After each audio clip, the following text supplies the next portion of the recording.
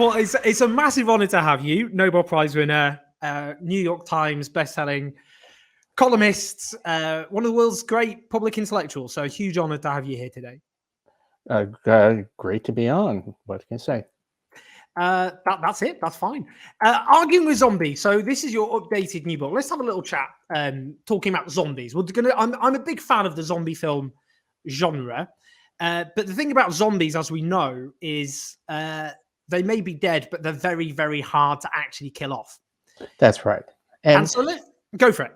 No, I'm going to say, I mean, I stole this, right? I mean, there was a public policy paper about Canadian healthcare, of all things, but it was talking about basically the myths that Americans have about Canadian healthcare. And there are a lot of things that people, to the extent they're aware that our northern neighbor even exists, they have a lot of things they believe which are not true, have been shown to be not true, but they just keep going on. And so this paper came up with the phrase zombie ideas.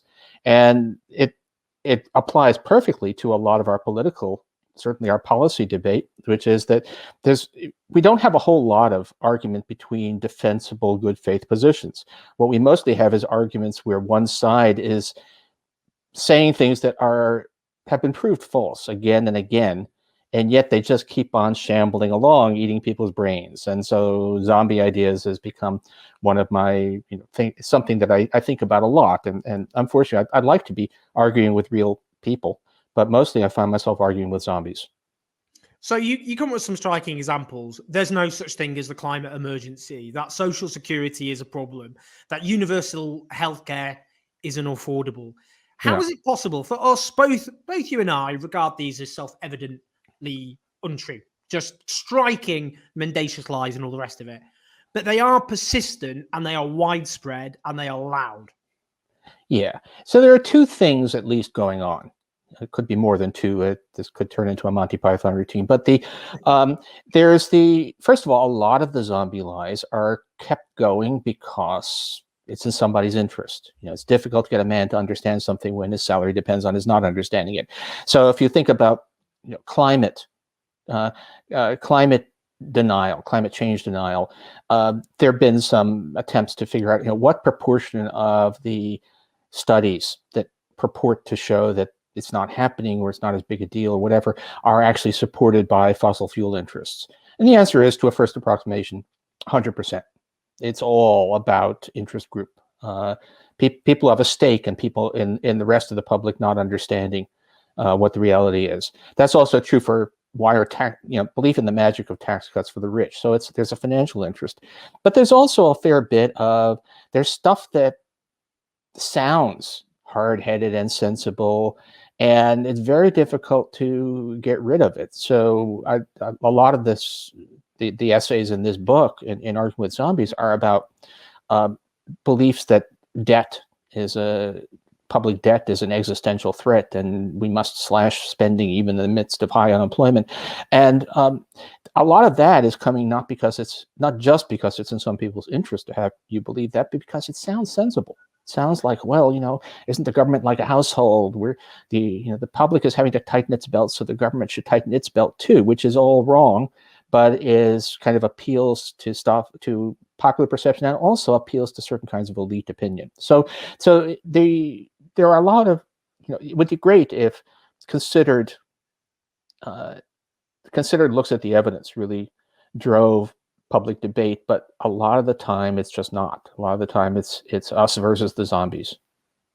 And what we're talking about is structural, isn't it? We're talking about entrenched material interests. So, I mean, there was a study a few years ago in 2014 by Princeton University and Northwestern University professor Martin Gillens and Benjamin Page, and they looked, catchy a phrase, but multivariate analysis indicates that economic elites and organized groups representing business interests have substantial independent impacts on US government policy. What they're talking about is a democracy had been subverted and turned into an oligarchy, and therefore the economic interests were so powerful and strong, they had a stranglehold over policy in Washington, ensuring that regardless of whether this was good for American society as a whole, it wasn't.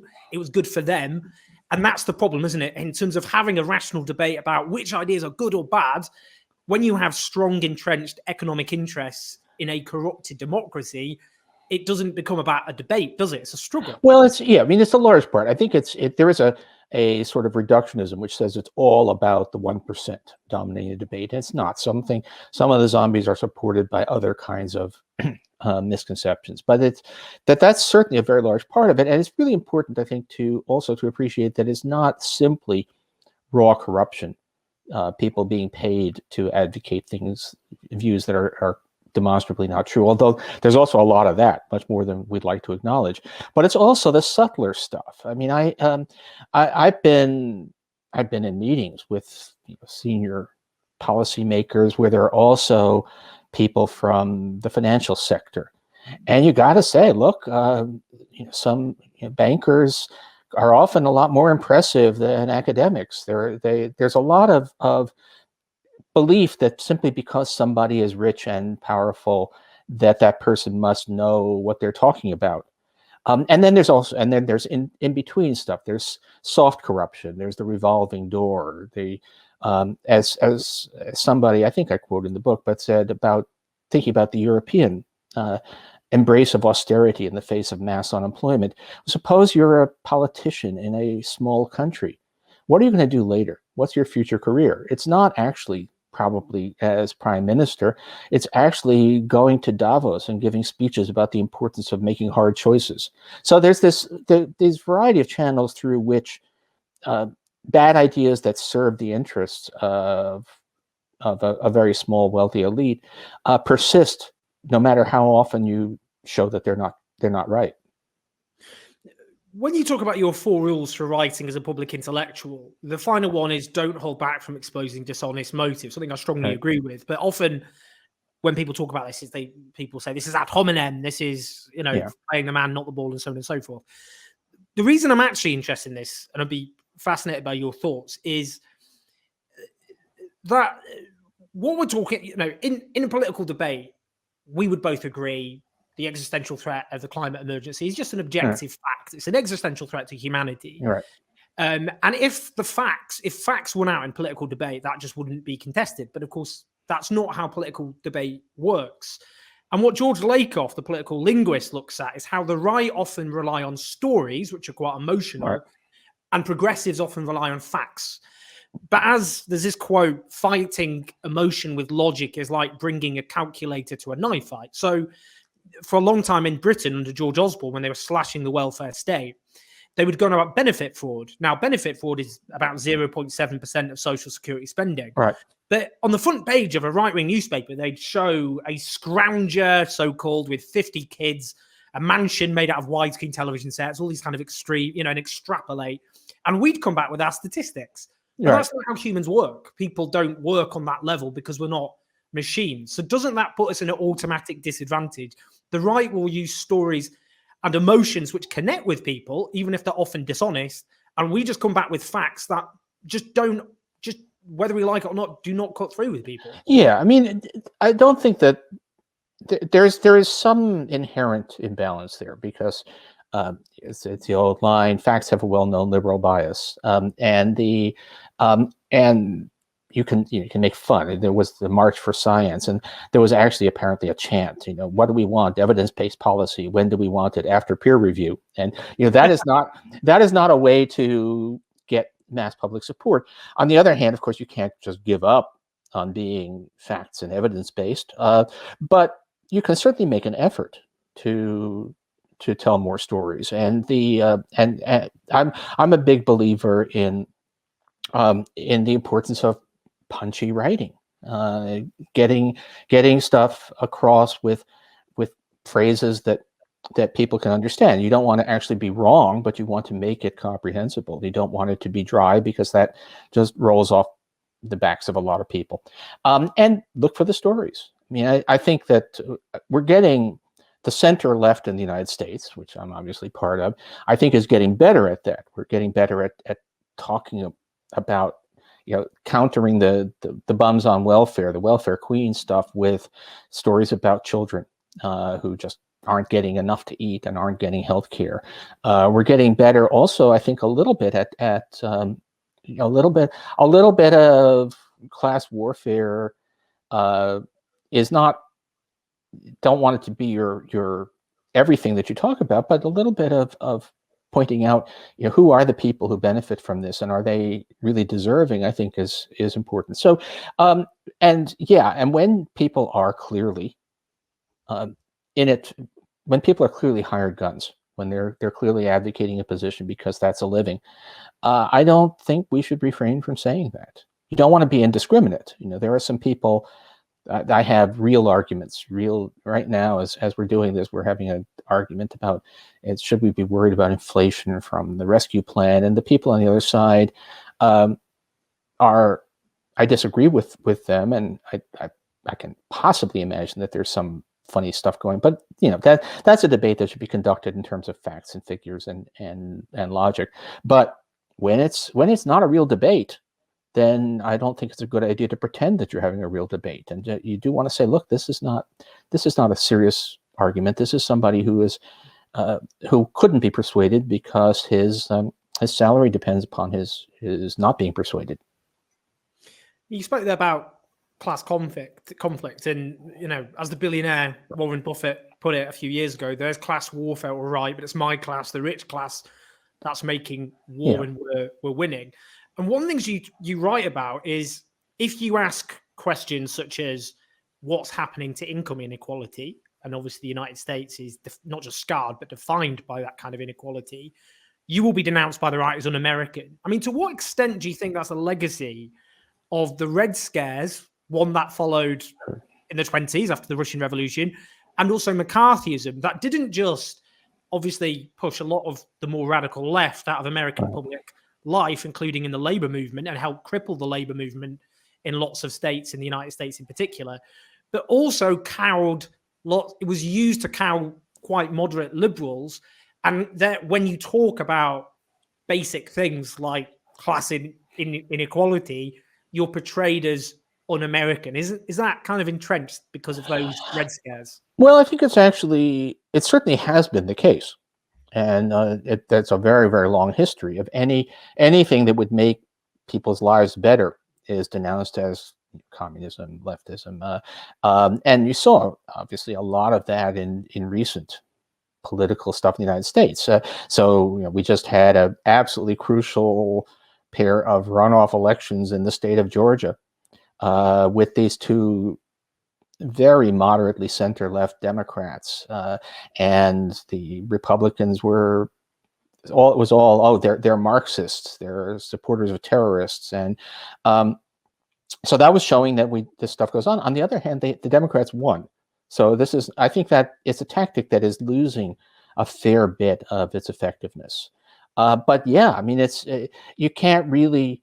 The odd thing was when the Cold War was at its height, U.S. policy was actually a lot less plutocratic because there was I think in large part because there was a sense that you needed to have some solidarity to face the actual threat of the Soviet Union. The really sharp rightward turn came after the Cold War was over, but it's still, I mean, the thing that you need to realize in all of these things is that the people who are defending class interests will reach for whatever will work. They'll call you a communist. They'll suggest that you're supporting immorality. There seem to be no limits, and they'll even go about it. There's a lot of attempts to foster class envy if someone advocating policies that will help the working class also turns out to be personally rich. They'll go and say, "Oh, look at this rich guy. Who is he to be telling you?" It's pretty much. There's an unscrupulousness about it, which again comes back to we're not having real arguments. This is people actually trying to do some good and make sense of stuff versus the zombies. Indeed. I often say that if you're progressive, if you're too young, they call you naive. If you're too old, they call you a dinosaur. Right. If you're too poor, they accuse you of envy. And if you're too rich, they call you a hypocrite. So you literally can never win. And in terms of race, and you write about race, how much? I mean, it's interesting with Donald Trump because Donald Trump just spoke in the most vulgar, crude way, generally, including about racism. But the Republicans, particularly after the civil rights movement, I mean, LBJ, the Democratic president, famously when he signed the civil rights legislation, said he'd signed away the South for a generation, and that was prescient. In fact, more than a generation in many southern states. Republican presidential nominees from then on always used dog whistle language. Welfare queens, you mentioned, that was always, people knew they meant black people. That's what they were talking about. Of course. And to turn particularly blue collar white Americans against poor black Americans. And Barack Obama once infamously in 2008 alluded to this. He said, this became a big scandal at the time, about working class voters in old industrial towns. They get bitter, they cling to guns or religion or antipathy to people who don't like them, or anti-immigrant sentiment and so on. I mean, how much is racism in the United States? Racism is not specific to the United States, but the particular type of, the legacy of slavery in particular, how much is that decisive in allowing the Republicans to get large sections of working class Americans to vote against their rational economic interests? Oh, it's overwhelming. I mean, the American difference, the reason that the United States doesn't look like other advanced countries, the reason we don't have universal health care, unlike everybody else, the reason that we spend a third as much as a share of national income on support for families as opposed to elderly and so on, is all of that is totally because of the legacy of slavery in a lot of countries, when you talk about a program of a social safety net, it's because the person in the street looks at someone who's in misfortune and thinks there, but for the grace of God go I. And in the United States, they look at it and say, well, it's one of them. And so the race is central. Now, it's not. We need to be clear that it's not 100. Nothing is 100%. The 2020 election, although the Democrats did win, was significantly less of a blowout than many people expected, and a lot of that was because some of the non-white voters actually voted for Trump, voted for Republicans because the economy was booming in 2019. And so there is certainly some stuff that goes on that's not just about race, but race is nothing about the United States makes sense unless you factor in the role of race. It doesn't. People start asking, is politician X a racist? It doesn't matter. What matters is that race has been used as a wedge to divide people who should be working together for policies that serve their interests. Looking today, Joe Biden's economic package, you've described this as actually not a stimulus, it's disaster relief. Yeah.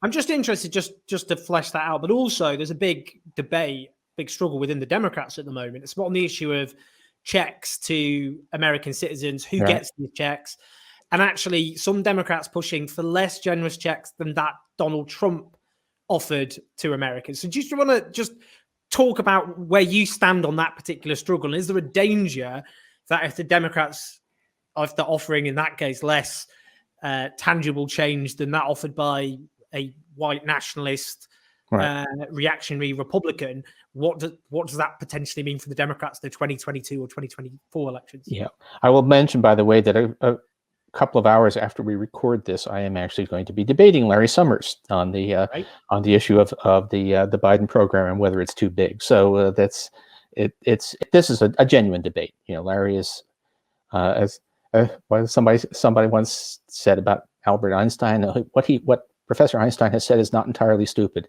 So what Larry is saying is not entirely stupid. I think he's wrong, but this is the kind of debate that I wish we always had. So here we go. I mean, the story about the Biden program, the Democratic program, is that this is not a conventional recession. We're still about 10 million jobs down from where we should be, but that's it's not because there isn't enough spending, there isn't enough purchasing power. It's because lots of stuff is still in de facto lockdown, whether it's officially lockdown or not. sensible people are not dining indoors right now, and that's things like that are clearly high risk or a lot of business. The question, the main purpose of spending a bunch of money now is to get us through this until we have widespread vaccination and it becomes safe to go back to normal life. And that's several things. It's a lot of direct spending on actually fighting the pandemic, vaccination, spending money to keep schools open. And that's a pretty substantial chunk of money, which really needs to be spent. It's hard to argue that that's something we shouldn't be doing. A second big piece is supporting the incomes of people who've been hit hard. So the United States normally has an extremely stingy and incomplete system of unemployment benefits.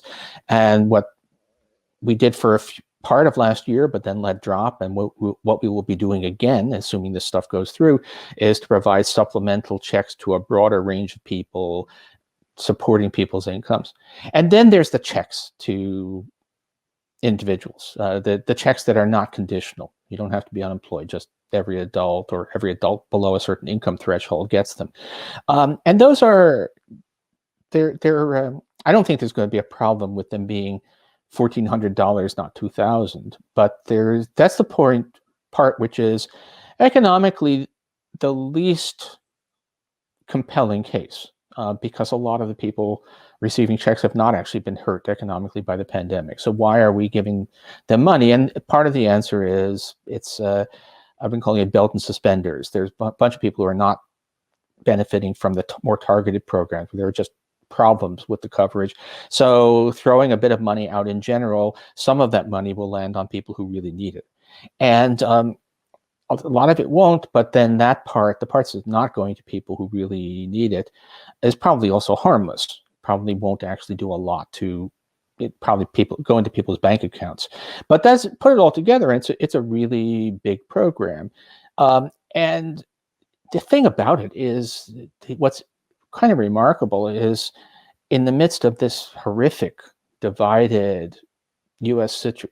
Political scene where 2/3 of self-identified Republicans think, based on absolutely nothing, that the election was stolen and all of that, the basic outlines of the Democratic Relief Program are overwhelmingly popular. So we're in a situation now where actually doing the kinds of things that people like me have been advocating all along is in fact also an extremely popular thing. So for once, I look at this and say this is a situation where for once the logical, reasonable thing is actually prevailing.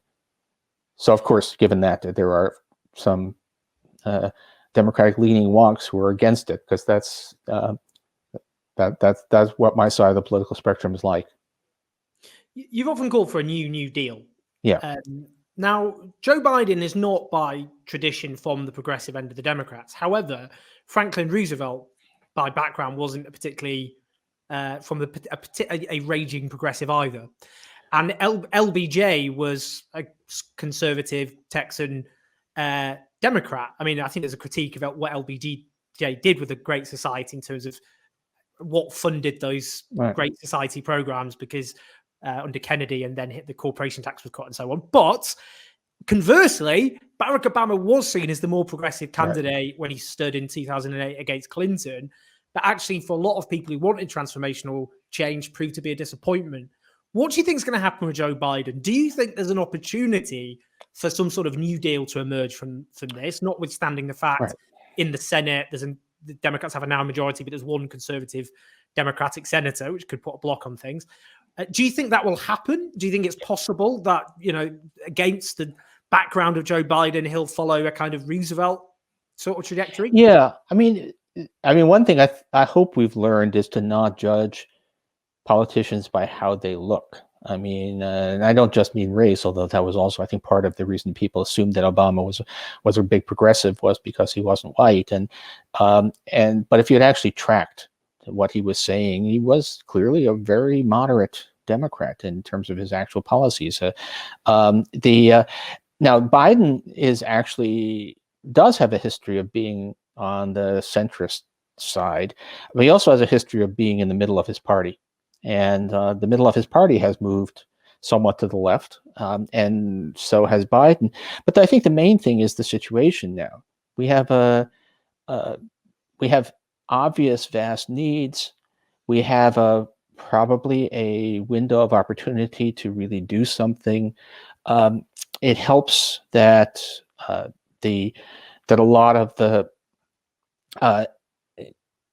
conservative arguments against government activism have failed so drastically. All of the claims that austerity was going to lead to great surges in confidence, to one of my favorite things I'm proud of was coining the term belief in the confidence theory.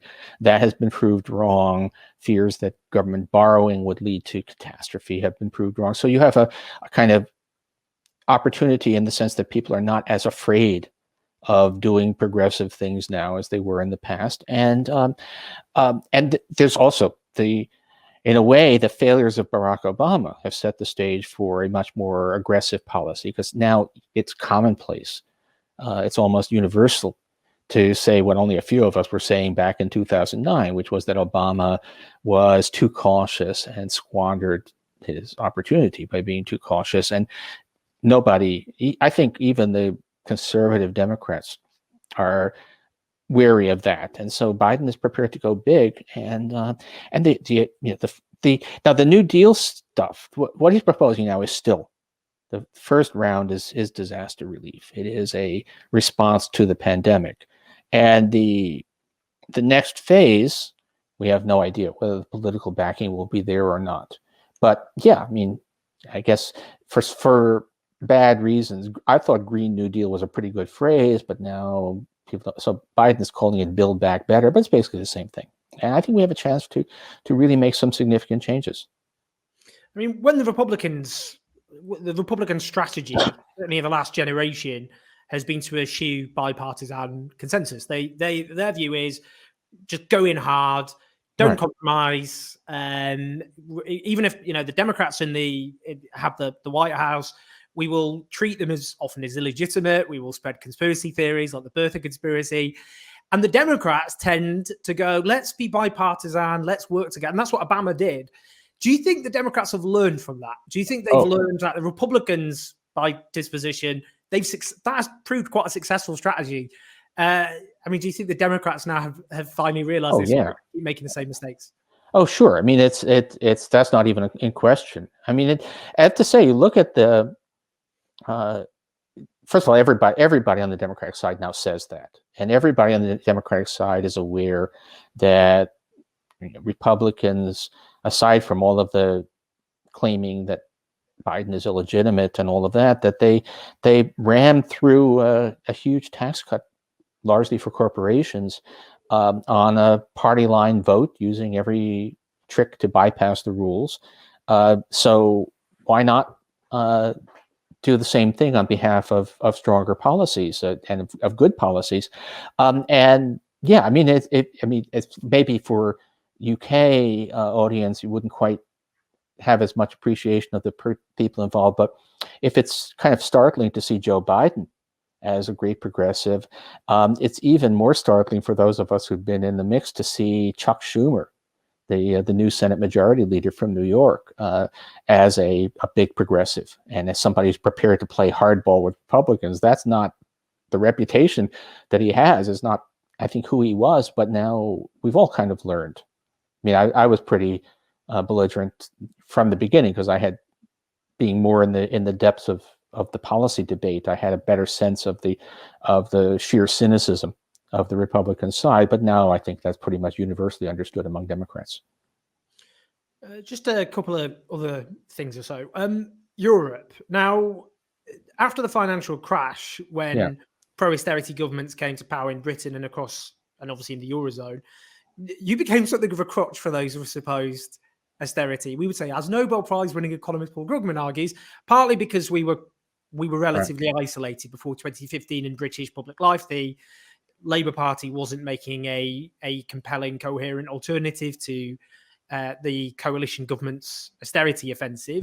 And obviously within the Eurozone, we saw Greece at the most extreme. The other peripheral countries as well, they suffered terribly as Germany exported austerity across the Eurozone.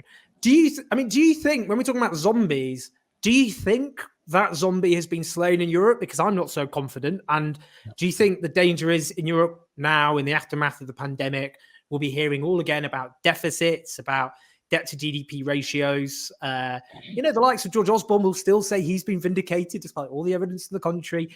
What do you think? Do you think those zombies in Europe remain rampant, or do you think, are you more optimistic about Europe?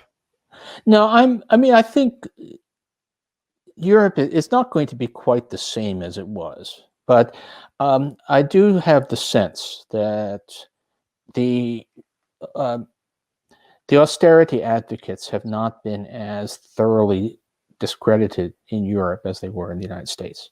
That Germany is still pretty German, a little bit less so than it used to be, but still pretty much. That the European Commission hasn't really had a reckoning with its errors. It's interesting. Some other institutions, the International Monetary Fund, sounds like big spending progressives these days. The OECD sounds like big spending progressives these days, but the Commission doesn't. The German political class doesn't, and those still carry a lot of weight.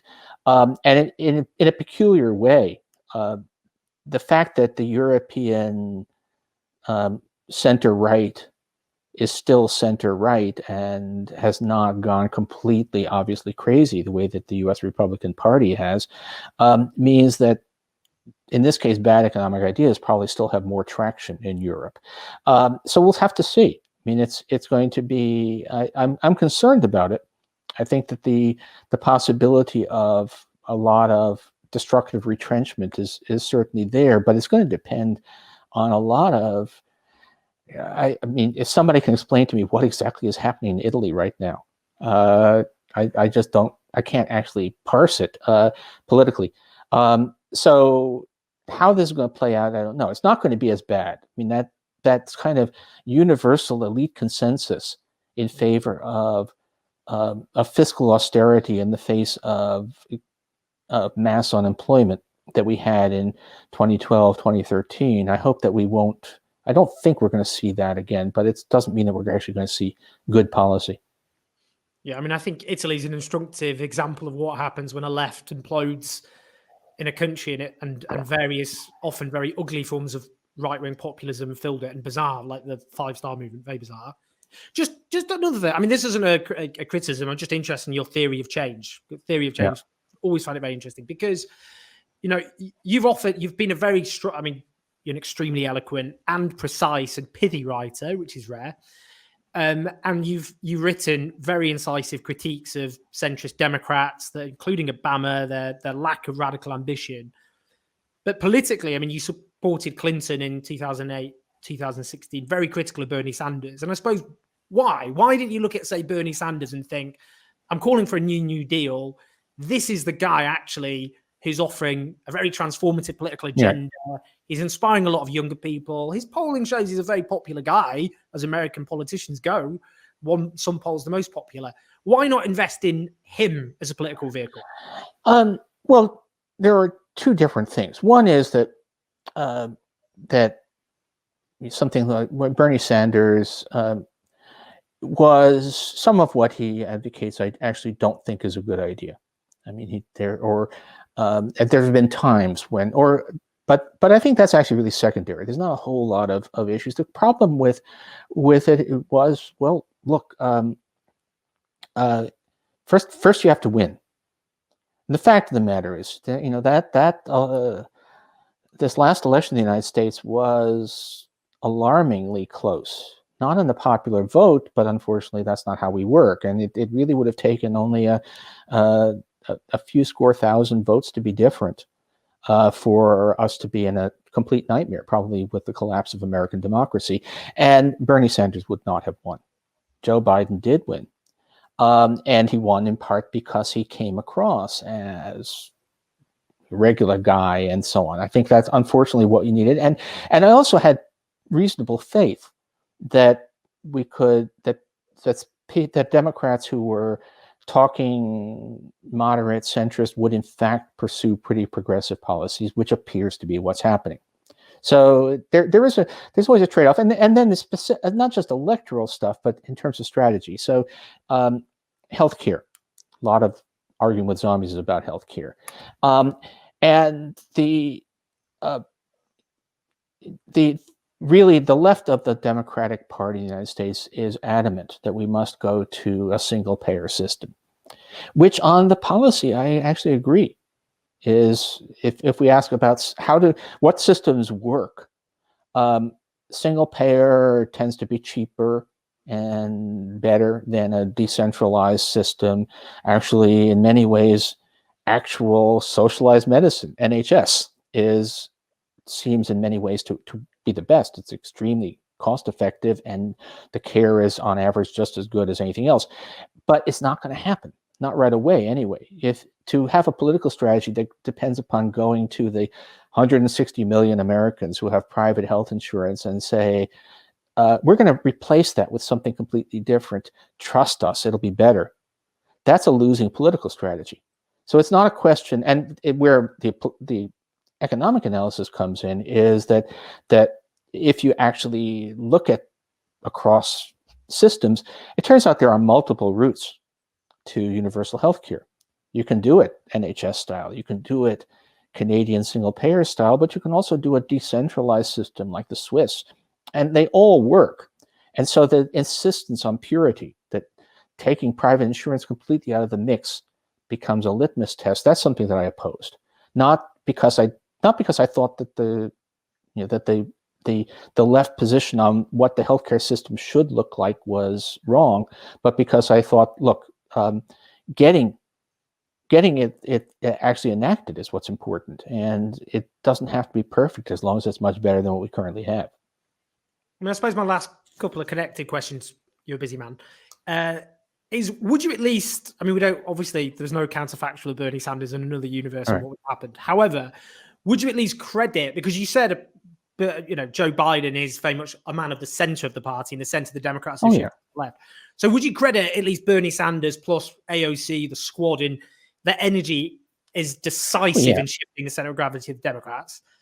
But just on that, and the link to that about single payer, I mean, we've got the National Health Service, of course, in this country, which is frequently demonized in the United States, but in this country, whether you vote conservative or Labour, I walk around the streets of this country and there aren't flags in our windows. There are instead these massive people who have got their kids to draw pictures in celebration of the NHS. Oh, yeah. Millions of them all over the country. One of the reasons our vaccination program is the one thing the government have not messed up is it's been delivered through the National Health Service, which is, so shouldn't the argument be, I know you're saying about, well, the political realities and what it will be up against, but given, I mean, we can see the NHS, if you're a right-wing conservative, it's political death to go against the NHS. A Tory once said, Nigel Lawson, Tory Chancellor in the 80s, I know it's the closest the English have to a religion. Now, why isn't it, a courageous political thing to do in talking about facts and slaying zombies would just be straight with the American people? This is the best healthcare system. They spend half as, we're spending double on an inefficient system. Right. That's not actually helping millions of Americans. Why not just make that argument? So those two questions, the left have shifted, AOC, Bernie Sanders, but also why not just make a courageous argument for single payer? I mean, actually, I'm quite happy. I would have I would have been horrified, terrified if Bernie Sanders had been the nominee, but I would also have done all I could to say, look, he's actually not scary. So, I think he would have lost, but I would have done as a Times columnist, I'm not officially allowed to endorse anybody, but you know where I stand. And but I'm entirely happy with Sanders as chairman of the Senate Budget Committee.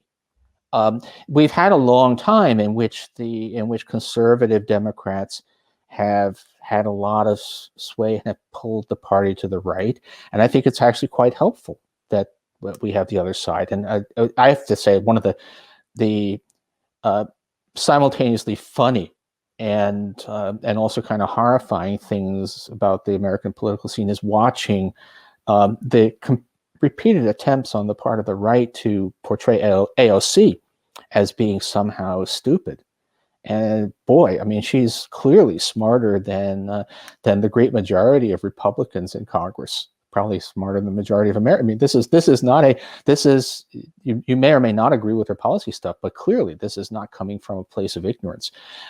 So I'm fine with it. It's just a question. It really was a question of how it's a theory of change question. And I thought that the party could not lead with its most progressive people, its most progressive ideas in a general election, but I'm happy to see those aired. And I think if there's a question of priorities, I think if you actually go through everything I've written, I've always said that single payer is a better system than trying to find a role for private insurance. And I've certainly said, I think that true, that an NHS type system has a lot of advantages, but I don't spend a lot of time saying that because I have a sense of where we're going to go. It's a little bit like there's a drastic on climate policy.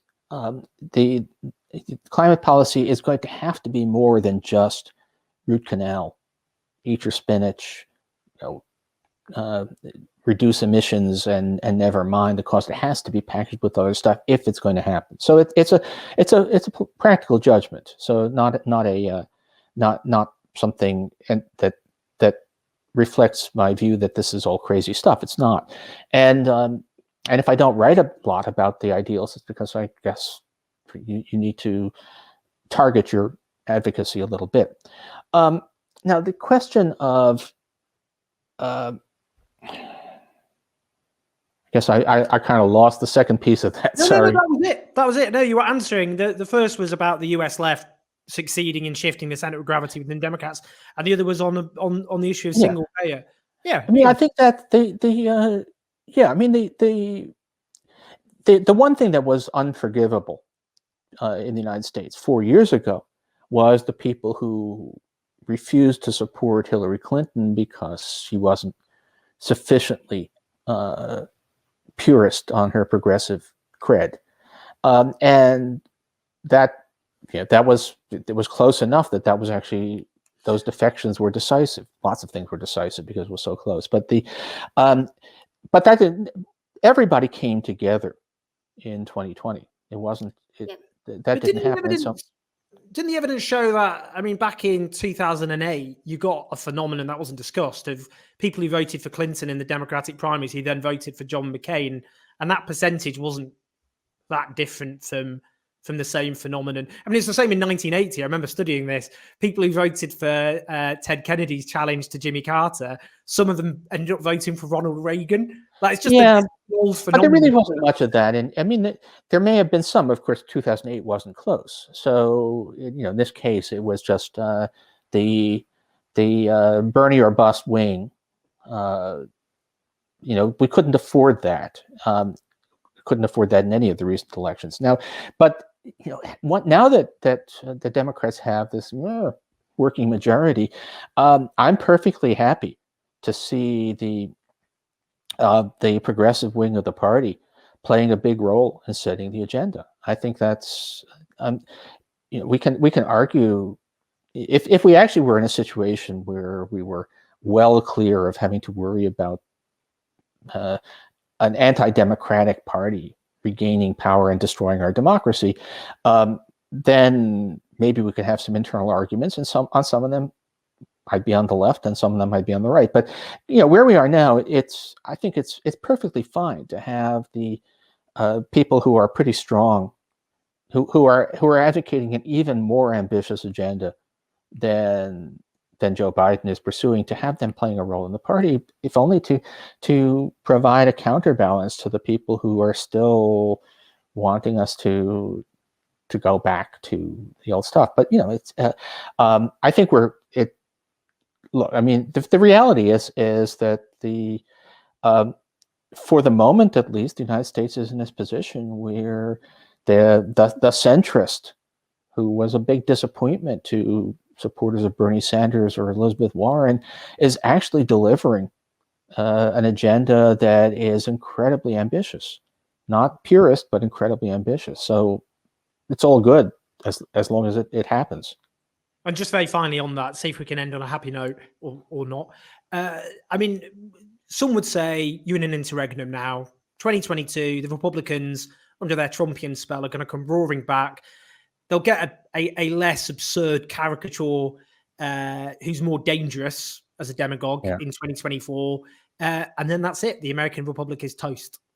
Well, it's certainly a possibility. It's something that terrifies me, terrifies, I think, anybody who's paying attention.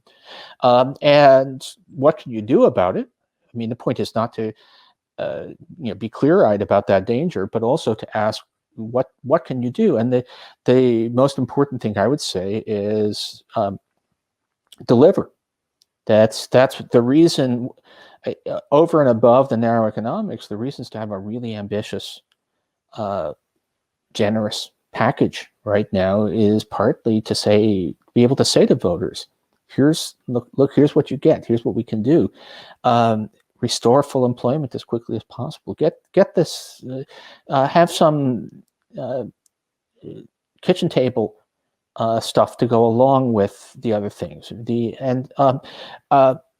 It's arguably voters should care much more about the survival of democracy than they care about getting $1,400 checks in the mail. But the reality is that's not exactly how it works. And so what will happen, God knows. I actually am I'm not sure even that it's the smarter version of Trump we need to worry about. It's even if it's Trump himself again, or someone who's clearly awful. Nonetheless, there's a lot of people out there who are perfectly okay, who in fact want really bad people. And given the fact that most of the public is not focused on issues of the survival of the republic, it's entirely possible that we'll lose it all. So, provide the goods. It's at this point to be a pure technocrat and say, well, let's just figure out the optimal policy and not think about the politics. That's actually a deeply irresponsible position to hold right now. I think that's a very very striking warning to end the interview on. That was absolutely fascinating, Paul. And even when I agree with you or not, always a fascinating and eloquent, must-read writer. And this book is no exception in these unsettling and often very traumatizing times. So thank you so much for spending a bit of time with us. And I know many people will be reading your book. Okay, well, thank you very much. Please support this channel for independent thought, discussion of the most important issues that we face.